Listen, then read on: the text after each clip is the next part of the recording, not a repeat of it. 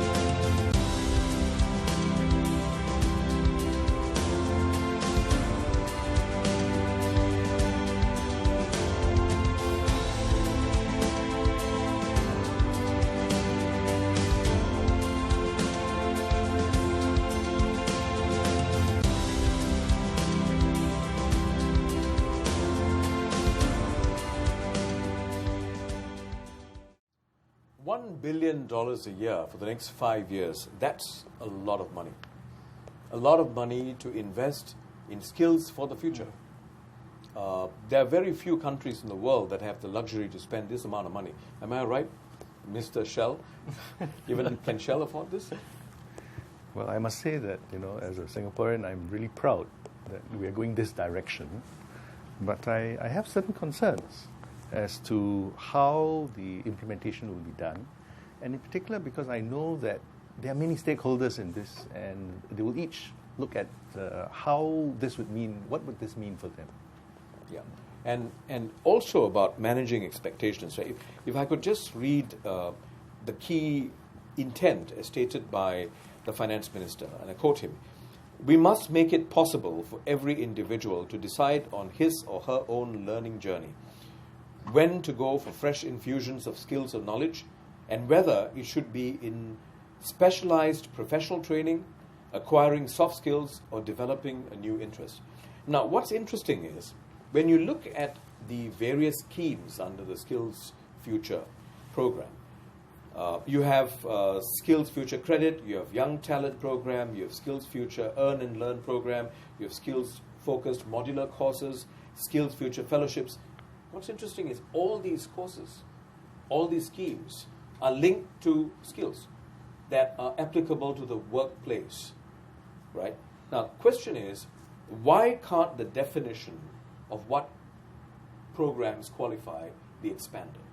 For example, why must it be limited to WDA or MOE funded programs?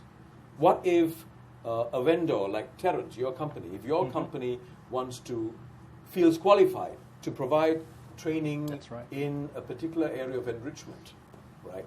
Why shouldn't you be qualified to do so? That's a good point, because part of our company, we have a network of consultants who are, they are either organization development consultants, or they are perhaps one-man show, somebody who has worked for 20 years and says, okay, it's time for me to just step out of the corporate world, but I want to be a trainer. I want to be a corporate trainer. So we do have people like this in the corporate sector. So I think, like you mentioned, when we talk about skills in Skills Future, what is the definition of skills? Because I think we're getting some people quite excited, but at the same time worried. Because what is the definition, and do they benefit, or are they going to be left out? And really, if you go back to what the Finance Minister, DPM Tharman, said, we must make it possible for every individual to decide on his or her own learning journey. Now, and he specifically talked about acquiring soft skills or developing a new interest. Now, that doesn't seem to be reflected in the list of programs that have been announced. So, Thiam Soon, perhaps you can share with us, what is the philosophy behind it? Yeah, I think we have to understand that the scheme has just been launched. And when you first launch the scheme, you are almost like you want to pluck the low-hanging fruits, and those are the courses available. But as we go forward, I'm pretty certain the definition of skill will broaden, because the economy, the world is changing at such a pace that many of us cannot forecast what are the future skills that will be needed. And a lot of those skills may not even be defined in the courses that we are available today. The only point I think we also have to be mindful about is we do need to ensure that there's a framework to ensure that when people attend some of these courses or take advantage of the skill future, is it in areas that are really having something for students to pursue a real interest or learn something really useful, and not create another industry that just concentrated on how to tap the fund rather than looking at But that's starting on the premise that people actually connive and scheme to manipulate the system. I mean, why don't we give the benefit of doubt to individuals? I mean, there may be individuals who want to enrich themselves by maybe making a career switch, so they're interested in going somewhere else. No. When I was saying that, I was talking more of ensuring that in the first stage, when we roll out the courses are those that are with WDA as well as with educational institution, plus a number of courses that come from various government agencies. But going forward, we will broaden that. But do we then accept anybody who offer any courses? It's not about the individual. I think it's about the people who are offering the course. That's right. Okay. I think come to the individual, it has been very clear. It can be about pursuing a skill. It is really about taking ownership of your learning journey. And it's about encouraging people to think about that ownership of the learning journey in the light of the fact that, especially for those who still need to work for many years, that the world is going to change at at a quickened space, and people need to continue to reskill and upskill to navigate that world. And I think the Skill Future is a very major initiative to help put in an ecosystem to help us. To just play the devil's advocate. Yeah. So how smart are we in predicting the skills that are needed for the future? But that is why we are talking about you have to take that ownership.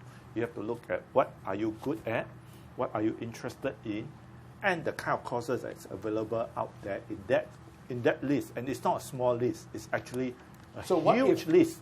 What if I'm interested in a career in belly dancing? I mean, if you look at my belly, you'll see that I qualify. Yes, I would. So what if I'm interested, for argument's sake, that I want to pursue a career, and in many countries it is a career in belly dancing. Yes. Would I qualify? I would probably think that at this moment, because we still have not fully fleshed out, I presume that at this moment it won't qualify. It won't qualify. So I'll be going very frustrated forward, man. Yeah, you will probably. You have to keep your day job. Yeah, but going forward, I think there is nothing to say that you cannot qualify for it if indeed that also is something that people are interested in. I do see this. This is really, I think the whole Skill Future has been said many times. It's going to be a very, very long-term initiative, and we have to wait for this whole Skill Future to mature. And as we mature, we will recognize that people who have diverse interests, and I think they will come up with more and more courses to address those diverse interests. If I could direct this question to you, Soo Young, I mean, your experience in Shell, you've been in Shell for a long time. Shell is well known for people development. And would you agree that the skills for the future actually would require individuals with a spectrum of experiences as opposed to very specialized area? For example, that's one of the what is known as 21st century skill sets, right? How would one, you feel, develop the ability to adjust? I think it's horses for courses. There's always this tension between the short-term needs, which you want to train for, but also the development of the potential of the person for the long term. So there's functional training, which you can do for the job.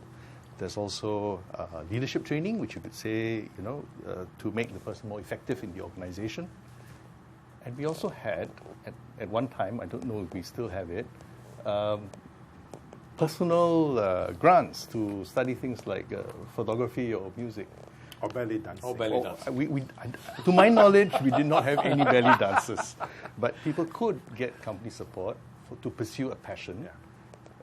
And it was deemed to be helping the person to actually develop certain skills which they could bring back into the workplace, not necessarily immediately into their job, but actually contribute to the organization. So that's interesting. So what you're talking about is the reason why the company invested in some of these softer skills that are not functional skills, so to speak, is to develop the person's character so that he's able to contribute better overall. So you do see a connection between that. It's not purely out of the generosity of the organization. You do expect that the individual is going to become a lot more productive. Yes. Well, I think it also depends on who the employer is and what kind of capacity you have. Yeah. So to give a quick example, right, I have a small team, so there's like 11 of us now. We make it mandatory that everyone has to go for an external kind of course, and it could be anything under the sun. That's not related. That's not related. Okay. So again, why do we do that? Again, it's really because we believe in the well-being of the employee. So if this person really has that interest in belly dancing, and I'm not going to allow that person to find time or make time just to facilitate that person's pursuit of that interest, he's going to get frustrated or she's going to get frustrated. So I'm looking at it from a more holistic point of view, from an employer, right? How many employers out there like me? I don't know. But certainly you could be considered indulgent. It could be. But for us, the employee's well-being comes first. So yes, I would love for them to upgrade their skill sets. Whether you're a designer, please upgrade your skill sets so they can use more sophisticated software, which translates to better productivity. But there's also the other part about the happiness of the employee as well. So again, we chose to take a more, somebody used the word enlightened. I don't know. I'll let you know 10 years down the road whether this works, right? No, but I think the perspective that you presented is very interesting, because as a company, Yes. you may have the latitude to do that, but as a government, governments don't have that much of latitude to go into these exceptions, right? Because you have to come up with policies that apply But can we generally. challenge that? Yeah. That thinking. We tend to be, for the right reasons, very guarded about abuse of a system. And because of that, we tend to want to put in place a lot of structure. But the question really is, I think consumers are quite wise these days. I mean, coming from a training provider's point of view, my customers are asking, is this really value for money? And they will do their research. So I can tell them, I can promise you the stars and the sun and the moon, but if I don't have the record, and some of them will say, can I meet you? And then they would literally get you to talk a little bit about what are you going to be offering. So I think consumers themselves can make a decision. So when I talk about consumers, I'm talking about people who are going to be applying for the skills credit, for example, because they will decide which training providers I want to go to. But if I artificially put everybody into a framework and say, these are the courses that you can apply, then chances are what's going to happen is a big organization could say, well, I need to make sure that everyone utilizes their credits or something. Here's a catalog, and these are the approved courses. And guess what's going to happen? Everyone is going to be flooding towards those specific courses. And somebody could say, well, I really want to go into belly dancing, but it's not on the list. Well, I'll just go for something else. For something else. And so then the question goes to, am I therefore making the most informed choices, or am I just choosing out of what was given to me? So, I don't think I have the answer, and I don't think it's fair to put anyone on the panel list to say this is the best way forward. And I think what Prof already mentioned, this is going to be very much work in progress. No, but I see this as a tremendous opportunity for us to maybe take a different approach. If however, we are really concerned about creating a cultural change, which is to get recognition for continuous learning, for interests to develop oneself and so on, then I think it cannot just be tied to the work that one is currently doing or intending to work. Yeah. So yes, I think there is a clear need for skills training as fits the job, but there's also a need perhaps to encourage people to follow their passion and follow their so that they develop the habit and develop the status in the society of being good at doing develop the what they habit choose. of pursuing something that you're passionate about and being the best in that. Yeah. But that is... No, but that is what the skill future is all about. Yeah. Actually, I want to bring a point. If you think about it at a philosophical level, actually what the government is putting all this investment, 1 million a year, if we look at it early on, they're talking about, it is really about ownership of your own learning journey. It is taking an enlightened approach that if the people continue on that journey, and they lead a more fulfilling life, it's good for the whole country. So in a way, we can say is that this is the one opportunity that, or at least an example of not a company, but a country taking almost a similar approach so that the people stay relevant and yet also live a fulfilling life. I think all that I was saying earlier on is we need to start somewhere. And then those are the low-hanging fruit. They are already there, so we just put it. But as you go forward, that definition of skill, precisely because as you alluded earlier on, we cannot look into the future and know what are all the skills that will be needed. There will be some that can last a bit longer, but there will be many that will come along that we don't even can guess today. And so that whole definition of what is that skill and the ability to admit people into areas that will be interesting and relevant, I think it will come. And I think your idea of crowdsourcing, I think it can be an excellent idea, and allow people to have a bigger pool of people looking at that future and says that what would be really useful for the future. I don't think that it's a statement that they really know all that. I think it's just, you really have to start that we're having this conversation literally only like 1-2 weeks after a very major initiative, and we want to be able to see fleshing out all the details. So I just that is just only a caution. It's excellent. Your point is excellent, and I think what we can all agree on at this point in time is that, number one, I think we can agree that it's a very bold move. Yeah.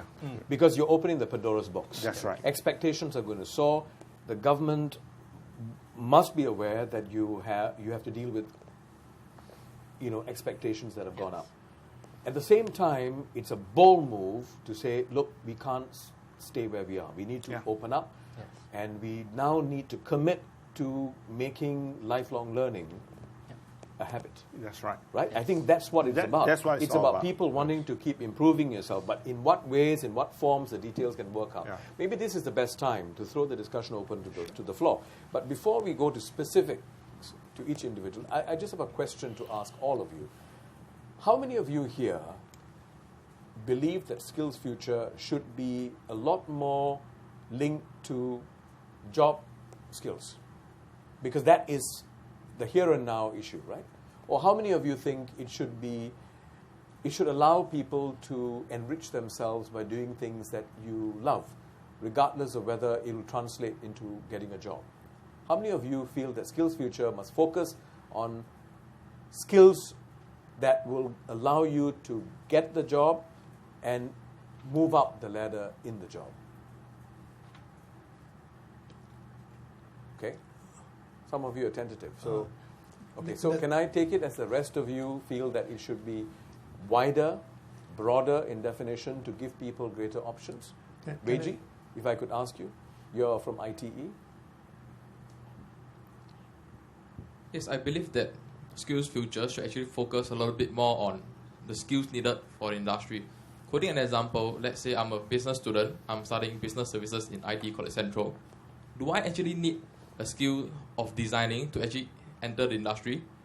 So if the employer were to actually define slightly a little bit more on what's literally the skills needed to enter the industry, students like us will actually enable to acquire these skills while learning in IT or Polytechnic or JC. Yeah. Okay. So would you want to respond to that? Yes. I think you have to realize that this is a very major policy that's going to affect a very large swath of people in Singapore. And in that group, there will be different people who will have different needs. There will be a big group of people who will need to know very specific skills, new skills they need, or they really want to become really good in the area and they have to deepen that skill. And indeed, the Skill Future is to encourage it. But it's also about you knowing what are your strengths, what are your passion, and perhaps you reach a point in life to say that I want to acquire another skill, which I know I've always passionate in, and I can do well at this stage. I think the Skill Future is not, it's also encouraging you to do that. So to clarify, if Weiji wants to shift course altogether, I mean, it's not about deepening his skills in the area that you're trained in, but let's say at some point you realize that this is not what you want to do. Yes. This is not where your passion lies. Would Skills Future sort of encourage Absolutely. him? Would you want to elaborate on how it can be done? I mean, this is where the whole thing about putting in place both the Skill Future credit and the subsidies of courses, all this will come in. You can actually take up this opportunity to pursue some of this and slowly make acquire a new set of skills. This is about reskilling into another area. Many of you could actually be facing a situation that you can be very deep skilled in a particular area, but the industry is going to get out of Singapore. You don't even have a choice of whether you want to continue in that area. Obviously, at that point, you have to reskill. You have to say, what is my interest, what is my passion, and what can I be good at as another second career? And the system must be allowed to do that. In fact, I think that will be another big challenge that we will have to address, because we can see it coming in many areas where jobs are going to disappear, industry are going to disappear, but coming in will be other kind of industry. And it's a fundamental shift from the Singapore of the past, where it's a one-chance society, right? Yes. You have one chance to go to university, and quite often you end up doing a degree that may not be your choice, but you have one chance, one crack at it, and that's it. Right? But today, I think the signal is you'll have many chances, many options. But this applies to some more than the others. Lingam, your experience has been quite different, right? You were sharing with me earlier about the dilemma. You want to share that? Yes, like I was telling, I was working as a shipping executive for 27 years. I was I had to leave the job because the company has to close down. It was an MNC. And after that, when I went out to look for a job, I could not secure one because I'm either too qualified for the job or I don't know. I'm just not fitting in. So that's where the skills future come in. I don't know what skills to acquire now. If I choose to remain in the shipping industry, I don't think there's any skills there that I should acquire. But I'm unable to get a job in the shipping industry.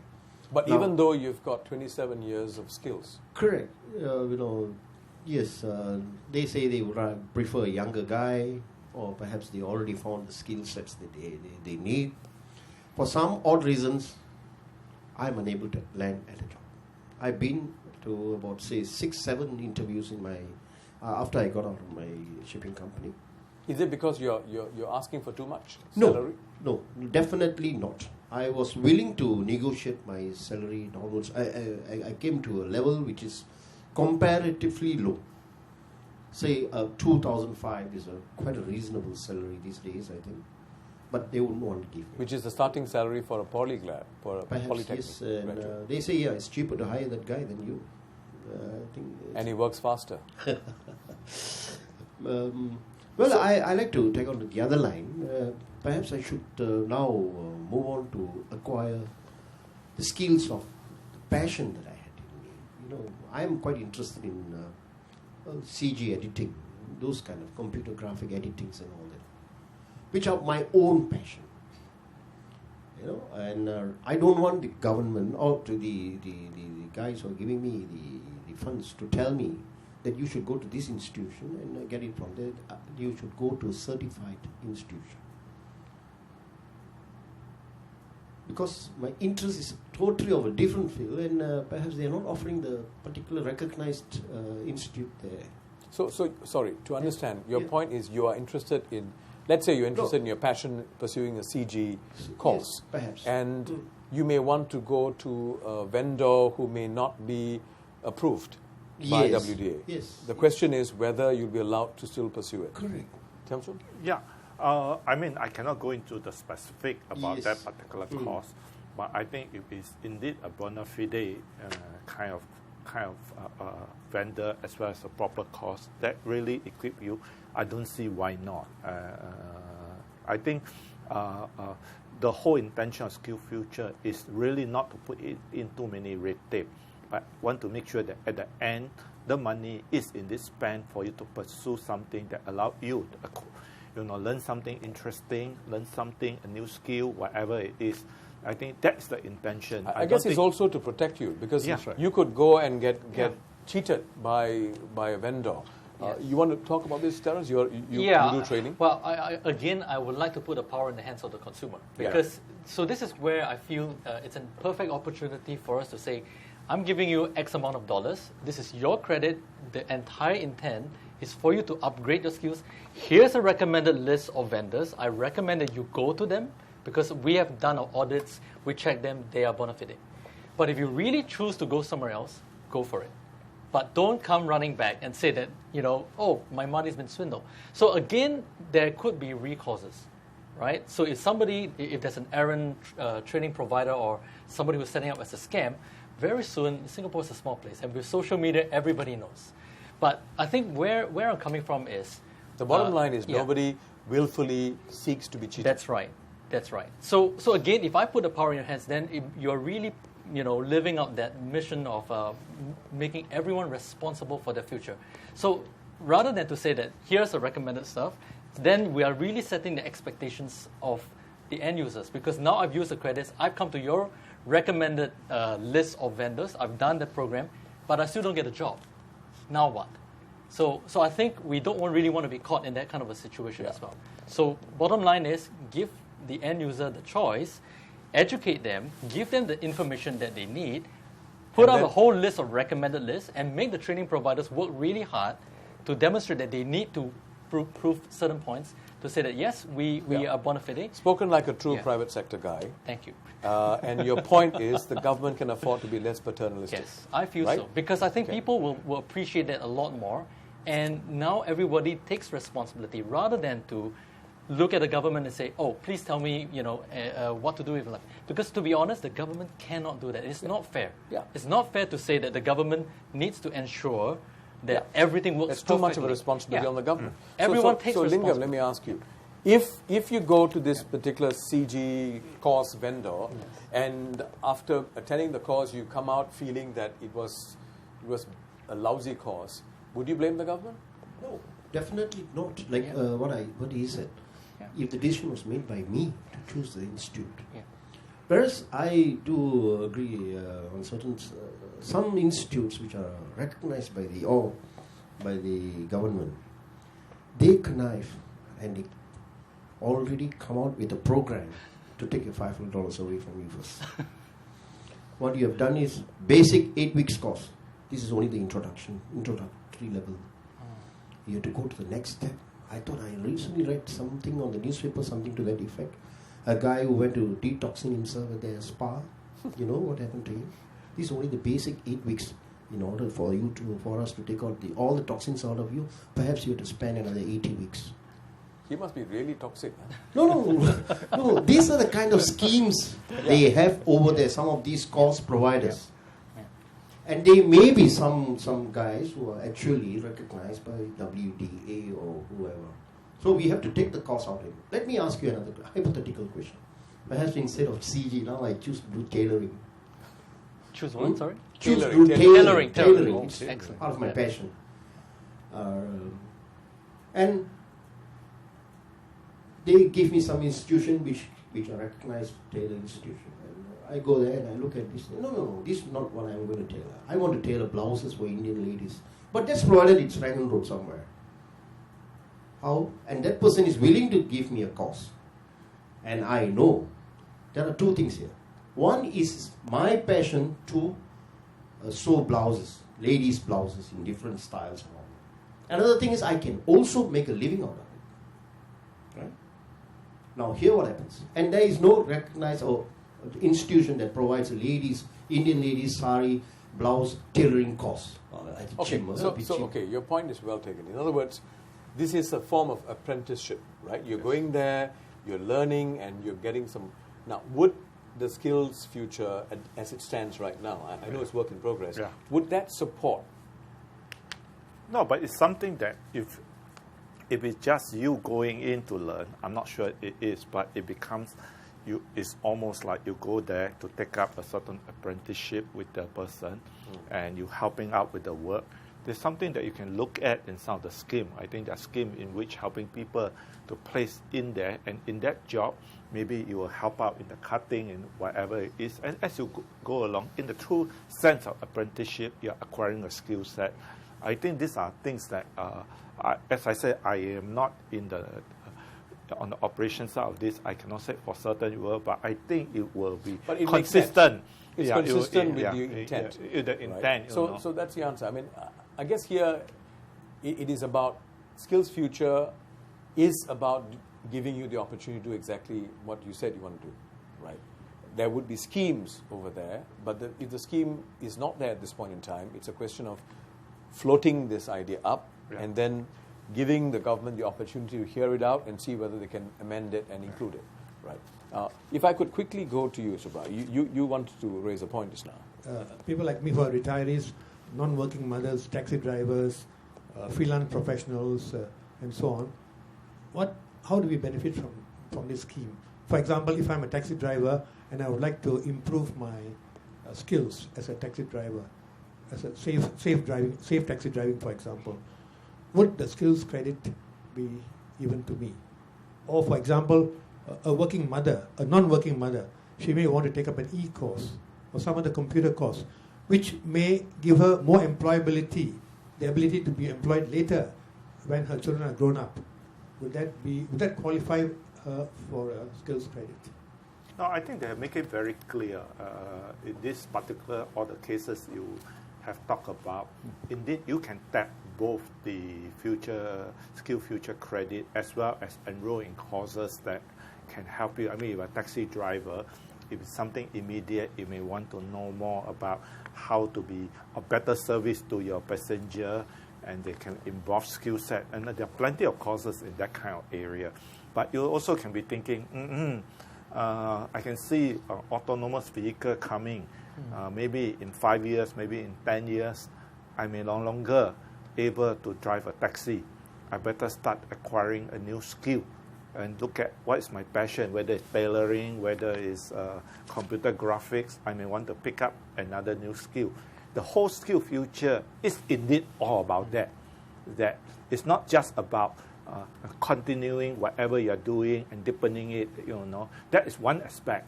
But it is about helping people to adjust and make another career.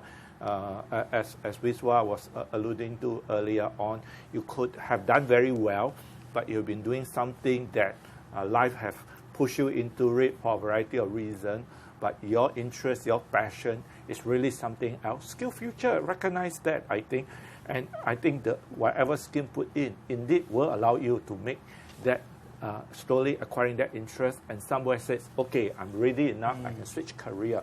So I think it is not meant to be just very rigidly about your current job, deepening your current job.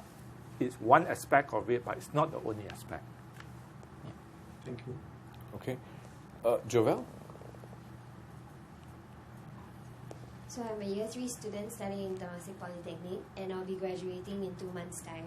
So I've applied for the NTU and SMU, and I think because I'm influenced by society as well, there's this deep-rooted perception that only local graduates can actually secure a better future and better job prospects. And because of that, I'm actually very fearful that if I don't secure my place in a local university, it might jeopardize my chances of actually securing a better career in the future. So my question is, how confident is the government in actually leading that change in the mindset and perceptions of both employees as well as employers, as well as students, to actually be more focused on skill sets rather than that of qualifications? Well, I have to say first, I'm a bit disappointed you didn't apply to SIT. Because he's the president of SIT. Yeah. SIT will indeed no give advertising in this program. Okay. Yeah. But I just want to address that if you understand where Skill Future is coming about. Indeed, it is trying to address that issue. But having said that, the government is not going to be able to crack this very difficult problem instantly. There are people like you involved, there are parents, your parents involved, but there are also employer involved. And we also have to get the employer to begin to walk the talk, put the money where the mouth is, and recognize that Skill Future. But that conversation has started in the Skill Future Council. Many of the council members are indeed the top honchos of company, and many of them are committed to begin this journey that increasingly we will recognize the skill and pay according to the skill. But I think the other part is also very important. Finally, it's not just a question of whether the employer want to do it or you want to do it. The work itself, increasingly, as I said earlier on, we can no longer go on the low-cost model. We have to produce things, services that is really having a premium, a real high value add. And in order to do that, people will need employees that can highly skilled, great mastery and skill to produce that kind of product, to produce that kind of services. And when that kind of thing comes, you'll be very valued, because a person with the paper qualification may not be able to give that particular product or service. Only you with your deep skill can do it. At that point, the business model will change. They will know that it's not getting somebody at MBA who come up with a business model that command the highest pay, but a person with the right skill set can command a pay. So it is a journey we are going forward. And indeed, I think the government is trying to work on the employer to recognize a lot of this. So even the earn and learn that somebody like you can immediately participate in is part of that new scheme under the Skill Future. So let me play the devil's advocate here. How committed is the government in setting the example? For example, do you foresee the possibility that someone who didn't go to university in the normal track, but who built up his deep skills, but has demonstrated leadership abilities, would that person at some point be considered by government as good enough to be in the administrative service? If indeed a person has proven, he or she have proven herself or himself, and indeed is a track record to go by, I don't see why not. I would be very surprised if that, after having said that, we still use it as a way to block people. But you see, I guess that's what we're hearing. See, the concern is, and it's not that the government is not trying. I think we acknowledge that the government is trying. But this whole issue of mindset, because it's been embedded, it's almost as if it's there at a cellular level, you know, in our society there, where intelligence is equated with academic qualifications. And we all know that there's something wrong with that logic, right? So, but still, it is very much there, embedded in our system. It'll take generations, if at all, for us to move away from there. But in the process, a lot of talented people may fall through the cracks. I think that's what's being articulated here. The concern whether, you know, if I take the path away from academic qualifications, will I get shortchanged down the road? Young person at the age of 20, 19 will have to make these calculations. That's where the concern is coming from. So, yeah. Yes, I think the experience in industry is that what you learn in school or even in university is only going to help you in the first, maybe the first 2 years. And then, you know, after that, it's what you learn on the job. Because sometimes you have to unlearn. Sometimes you have to unlearn and look at things from a completely different way. So this idea that we can get all our studying over with first and then we start work, it doesn't work. Because then the employers are then faced with having to skill all their employees up. So really, I think the challenge, I think, for Skills Futures is how do we create pathways for people to learn at the time when they're ready for it, when they will get the most benefit from it, and how can the system that is to be set up support people who are in difficult situations when they are ready for it. Either because they've got a young family or, you know, they're in jobs which they can't take time off to go and study. I think that's where the flexibility needs to be built in. So it may sound a little bit conflicted.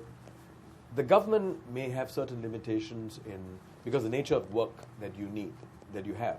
You may have certain limitations in giving sufficient recognition to people who may take the odd pathway to qualification. But there are many other options in society. There are going to be a lot more options, private sector, SMEs, you know, who increasingly value experience and abilities and not just functional skills per se or academic qualifications. I would like to share something with you about qualification required to go into services because, for example, after Mr. Lee Hsien Loong's National Day rally speech last year, there are a lot of changes. For example, if you want to be a CNB, that means Central Narcotics Bureau officer, the qualifications have completely changed from those days. If you are a diploma holder, you entry qualification is 1,500. If you have a higher NITEC, your salary starts with 1,400. If you are a NITEC / GCE 3 O levels, you start with 1,200. If you are a A levels holder, you start with $1,250. So the diploma has risen much higher than A levels. At the same time, even for allied educators, for example, my job, when I applied 6 years ago, you need a diploma, you need a credit in English and maths in O levels.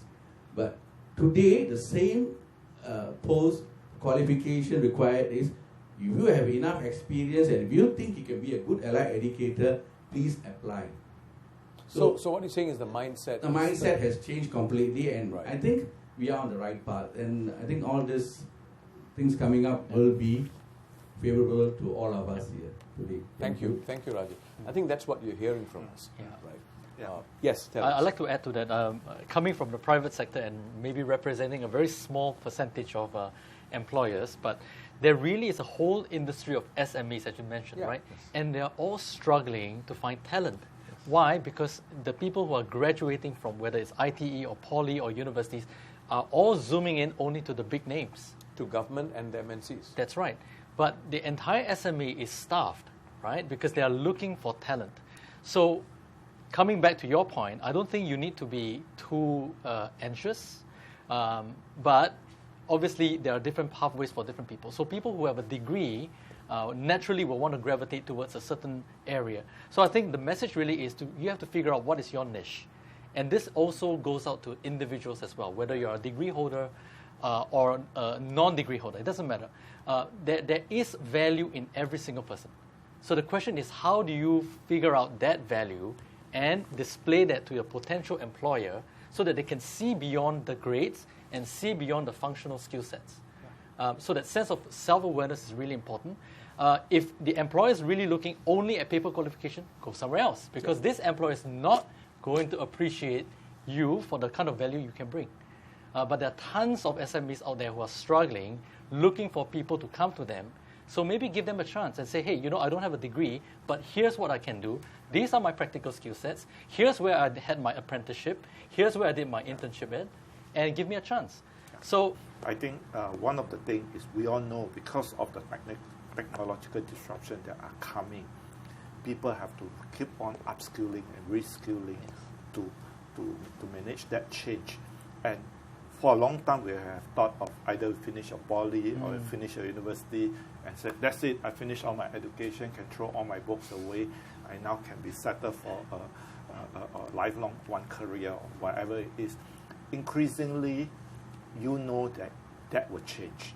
And people going out, starting with a certain skill set, and a person that can continue to keep keeping up the learning journey will be the one that survives. I think there's a well-known quote that says that the illiterate of the future is not the person who cannot read or write, but the person who cannot learn, unlearn, and relearn. I think that is a very important part, even though that quote was done quite a long time ago, but I think it's relevant today. When you can see technological disruption coming, it's even more relevant today than it ever was. So I like the point about the lifelong learning, and I think this is what Skills Future is about. It's about promoting that culture of lifelong learning. No, and it's also about the landscape changing, where you should be free to shift courses. You see, last time, whatever course that you set yourself for at the age of 18, you're kind of stuck. Today, it's a very different world. There are people who change course at the age of 40.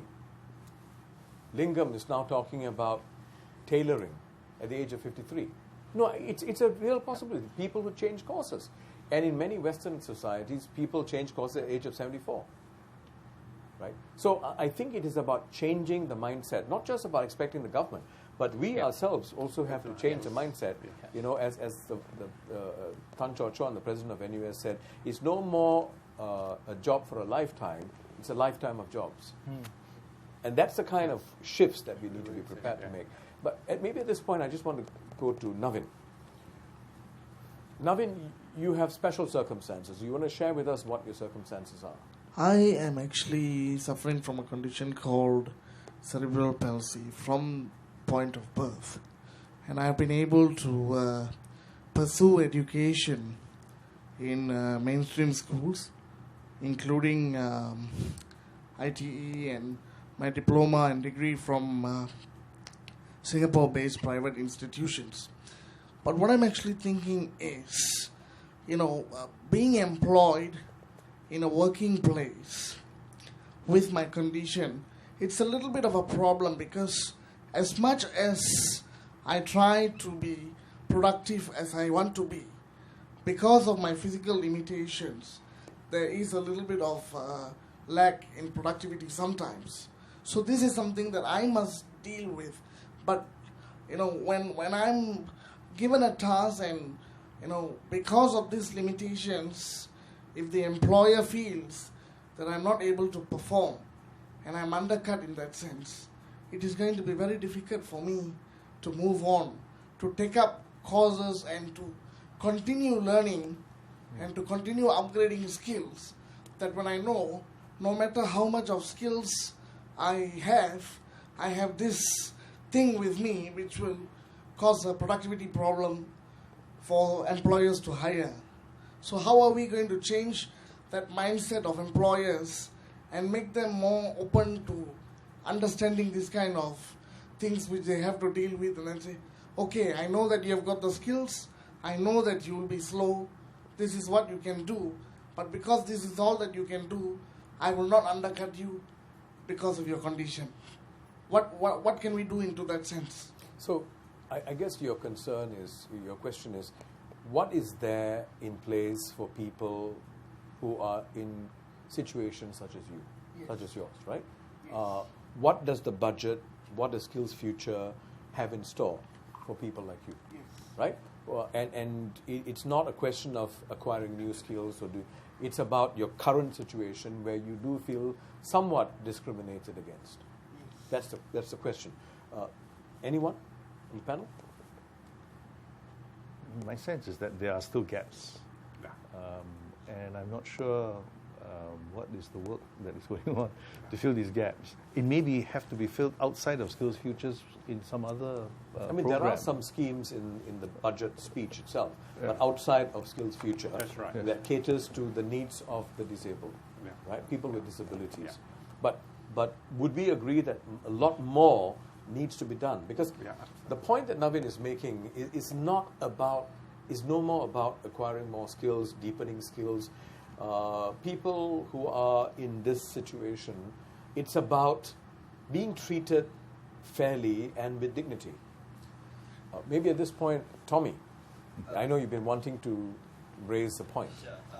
Okay, so I'd just like to highlight that there are currently already many schemes at WDA governed by complex rules and regulation. I specifically refer to the two big ones: Workforce Training Support WTS and Continuing Education and Training Schemes, which aims to help Singaporeans acquire relevant skill set highly in demand by employers.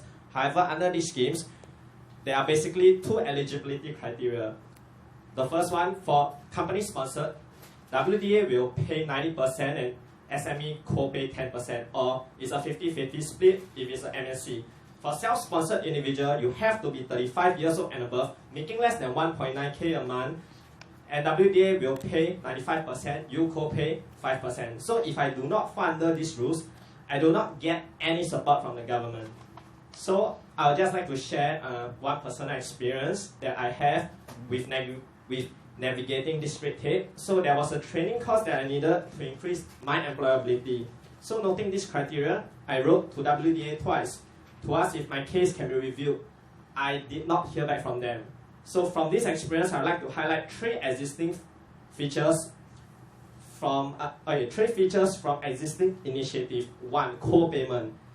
The individual must always co-pay a certain amount. Two, the company or individual has to make a full payment upfront to the vendor and then seek reimbursement from WDA.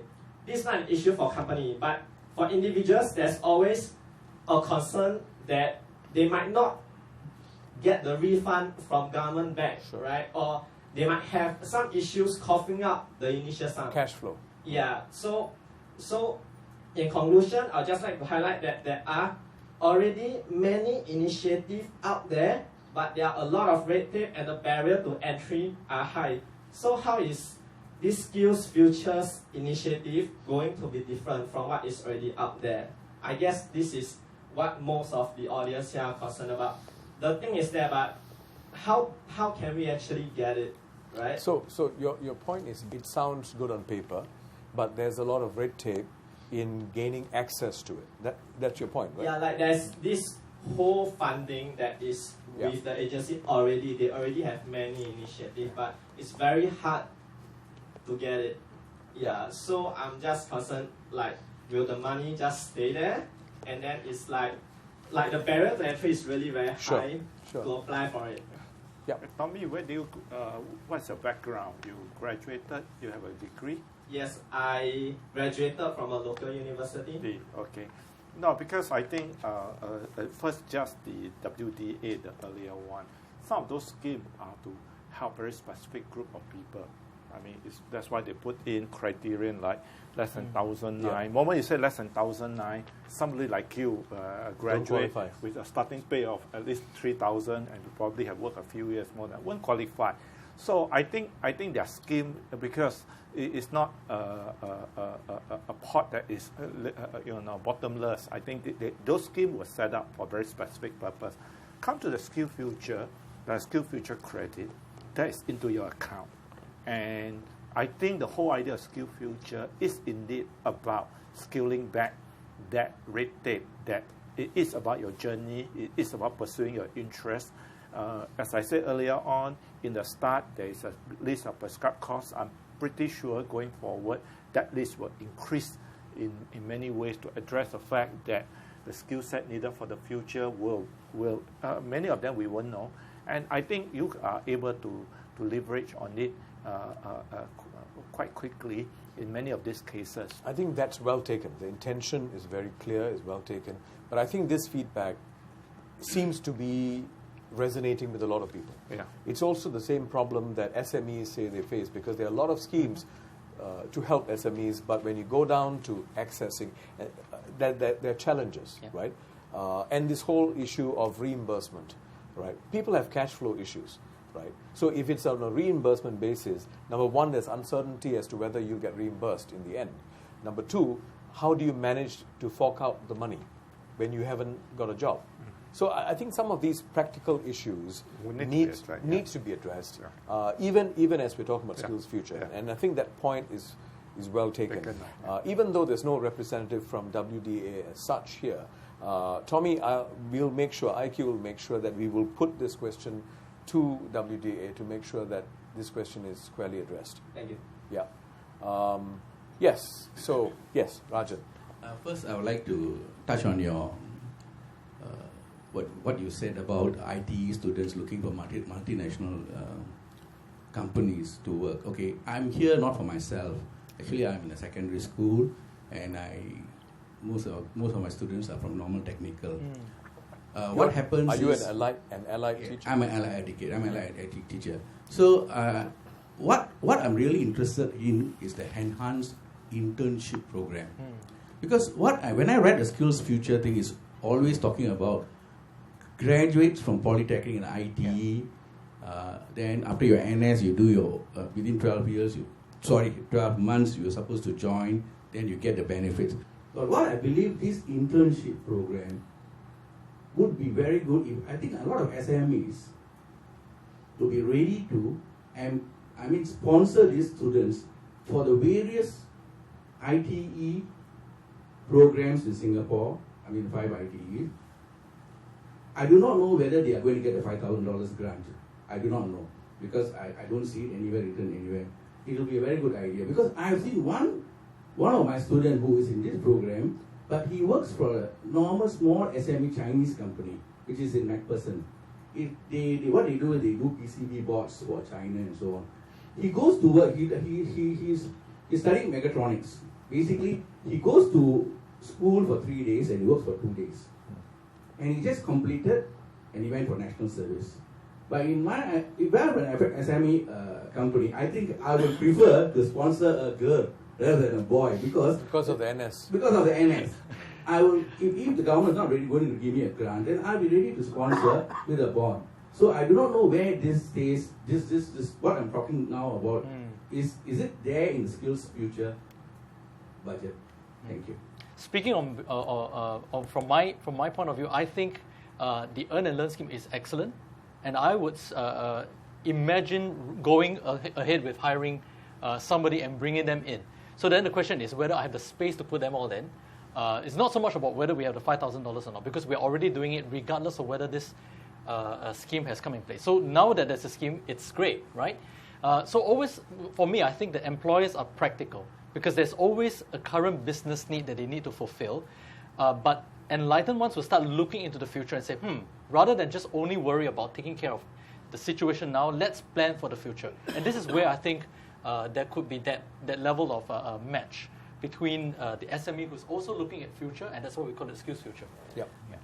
And also, I think the scheme that you're talking about, SMEs linking up closely with ITE, SMEs linking up with polytechnics.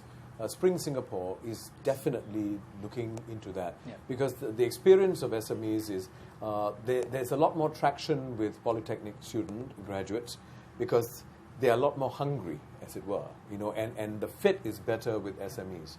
And then the SMEs would like to have them grow with the company. Yes. So some of these schemes are already in place, but I think there's some teething problem in making it sort of settle in better. But it's a great point you've made.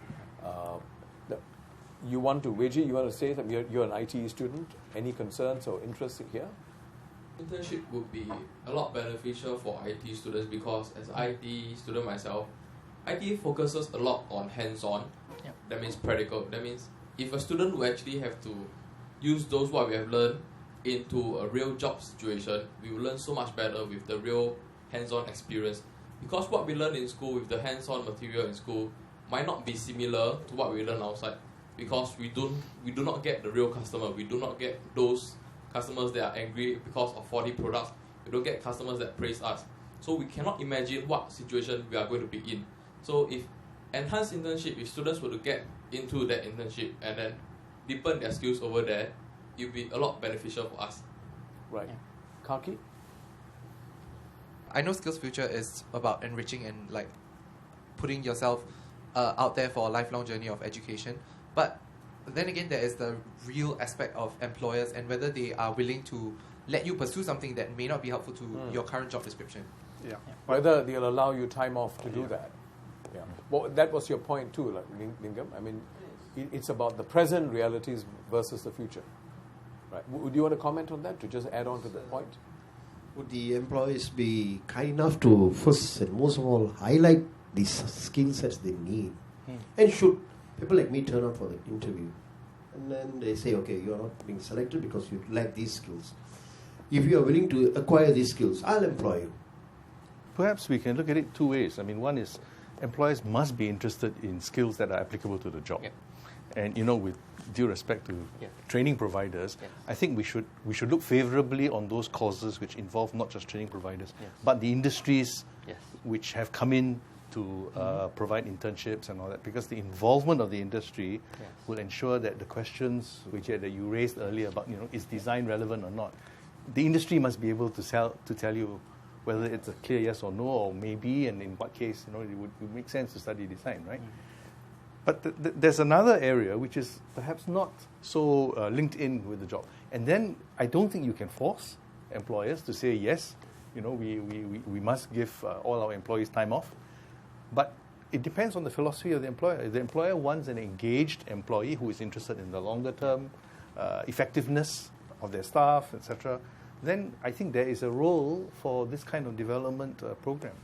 And I guess these programs and Skills Future is sort of nudging employers to move in that direction, to be a lot more enlightened. Yes. Right, Kim Soon? Yeah, I think it's absolutely correct in that sense of the thing, but I think we also cannot forget that it is also about you taking responsibility, you taking ownership, which means that at the end of the day, there must be a certain part that is about you. I think it's kind of nice if I just sit there, I join an employer and tell the employer, I'm going to learn a skill that will allow me to leave your company, but please pay everything for me. That is not a practical situation at the end of the day. So if there are things that really company can see benefit them, I'm sure the company will sponsor. Most of the company will also allow you a day or two a week or maybe to pursue something interest. But if it's on a long sustained basis, there'll be something, and the people will come and say, daytime I do the work, nighttime I go and pursue it. And that is about commitment. Because if you are really interested in it, it's a thing, the government put in the scheme to sponsor you financially, but it also will means that you put in some commitment of your own to show that this is something that you want to pursue yourself.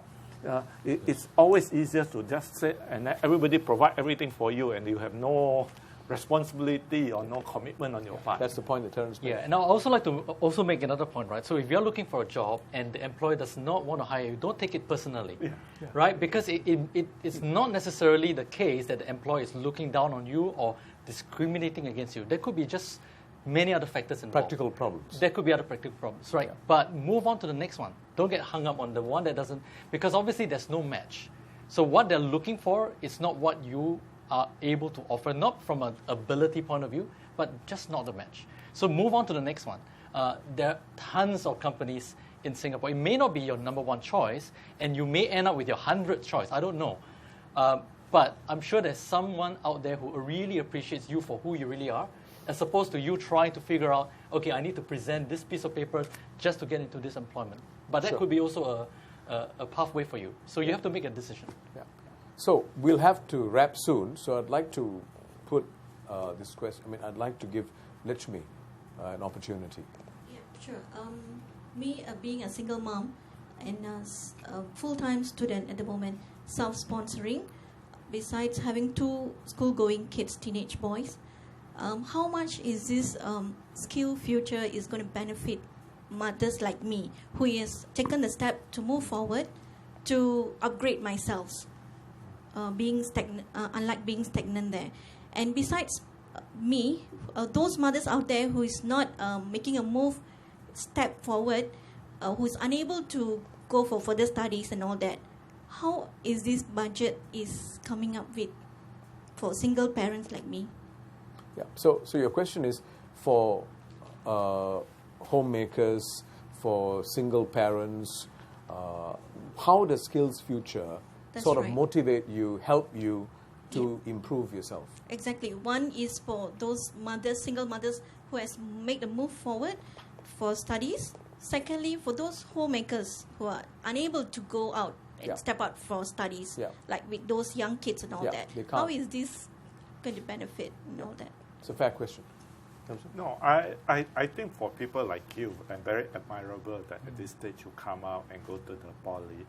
Definitely a lot of the scheme immediately may not be, there are other schemes to help you financially while you are studying, but after you graduate, earn and learn is definitely there. There are other kind of schemes that you can tap on. There's workfare. Workfare, and there are many other schemes.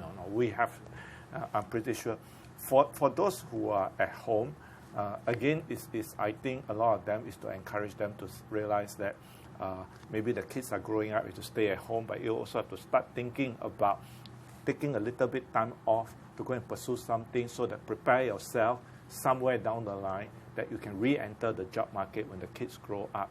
And in this, I think it's not that you wave a magic wand and everybody is going to get something and going to get a job at the end. I think it's just empowering you to say that there are certain things to provide you, but it's still encouraging people to take that step yourself to say that it's available there. I have to find a way to even squeeze out 2 hours somewhere once a week to go and attend that course that I begin to acquire new sets of skills. So I think that is a very important part of this messaging, that people must take ownership of that learning journey. So the answer is, since you have taken the step to pursue a polytechnic diploma, you will certainly qualify, right, in various schemes. Many schemes. But for those who are sort of stuck at home because you've got young children and you can't go out and work, right, I guess it's not just about Skills Future. Yeah, it's not just I think we need to think about flexi time. Yeah. A lot more needs to be done. And I can't, for the life of me, understand why we are so slow in implementing flexi time. Government itself is very slow in implementing flexi time. A lot of things today can be done from home. Singapore companies can actually look into this kind of, arrangements whereby it is a flexible, working arrangement or working hour. Because for many of us, who are physically challenged, transport is the main issue. Getting from one place to another is the main problem. So if we are given this kind of opportunities, it will be better. For my instance, I was actually working with a voluntary welfare system where I was doing some voluntary thing for one of the organizations overseas. And they actually came up with this arrangement where I could, using a laptop and a phone and Skype, I could actually work for them. And they would credit my remuneration to my bank account. When I first went for my employment interview after my graduation, and I told this idea to a company that was thinking to hire me, the boss being from the UK and the company being an MNC, I don't want to quote the name here, he was willing to try this idea of work from home. And I did work for the company in Singapore for 2 years before the job was actually taken over by a machine. So due to organizational restructuring, I had to leave that company, which was a very good arrangement for me, and I really enjoyed such arrangements. So you feel that more Singapore companies can do this, can adopt this, especially with greater computerization? Yes, I think with the computer and technology, Singapore, has got the global reach. So why aren't they looking into work from home arrangements on a more concrete basis? I mean, I must agree that the government is talking about work from home and everything for, for example, injured workers who are not able to come to the office for some amount of time. The employers tell them you can work from home. Expecting mothers who are, due to, after their maternity, they are on leave and the company tells them, hey, you're on maternity, you can work from home. But these are all temporary, a few months arrangements. Why are Singapore companies not looking at this as a permanent employment solution? Right. Thank you. That's something I really think this is an area, because if you do skills future but you don't take care of this culture change, it's almost as if we have a sense of security when you have everyone in the office. But many of them, especially if you want to have housewives become more productive, enter the workforce, you need to give them the option and flexibility. Yes.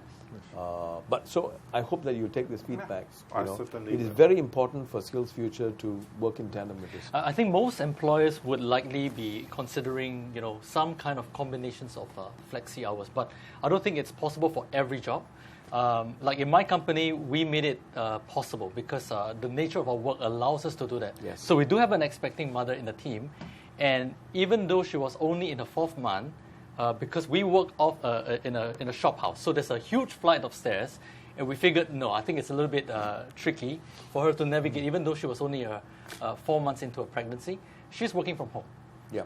And we also have a really flexible working hours. So again, I think it really depends on the nature of the job. Yeah.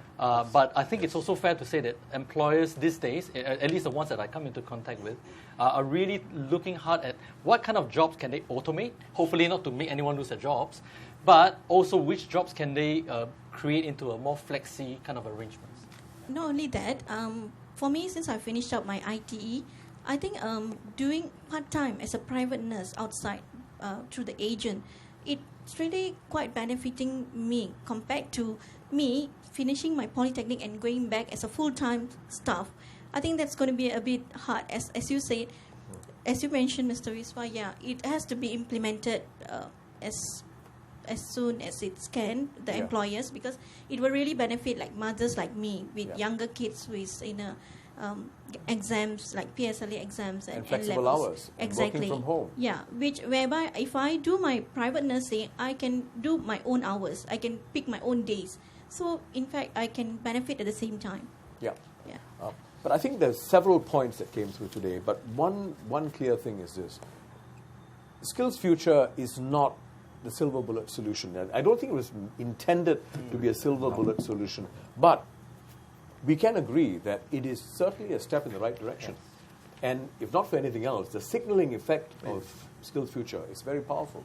It's sending a signal that we have to change as a society. It's not just about the government, all of us. We have to change as a society. And a company.